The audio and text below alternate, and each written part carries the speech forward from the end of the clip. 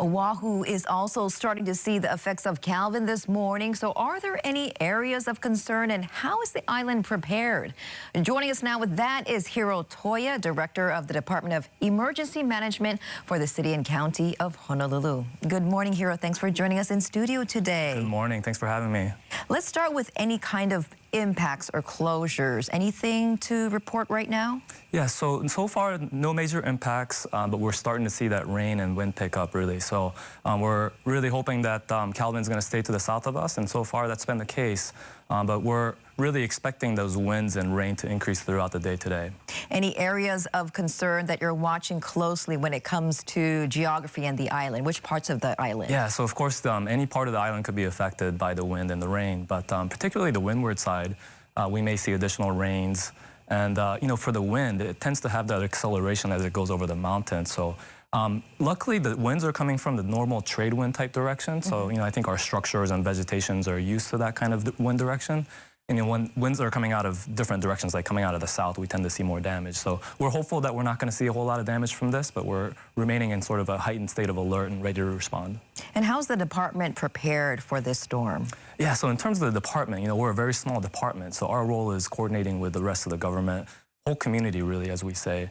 And so our preparations began last week, always hoping for the best, but preparing for the worst, right? So we prepared for any potential flooding impacts, so coordination of just clearance of streams and things like that where we can take action, preparing for potential shelter location and ensuring that there's staffing available to open and operate those shelters. So really about 5 days out from potential impacts is when we start preparing. So at this point, we've done all the preparations that we can, and we're remaining in sort of a state of readiness and continuing to monitor the situation very closely. You just mentioned shelters. We've been mentioning all morning long the shelters open on the Big Island. Any shelters open on Oahu, or any plans to? None planned for Oahu. We do have some facilities ready to go in case we need it, but at this point we don't anticipate the need for shelters for Oahu. What are some lessons that the department has learned from past storms and handling that they have implemented for Calvin?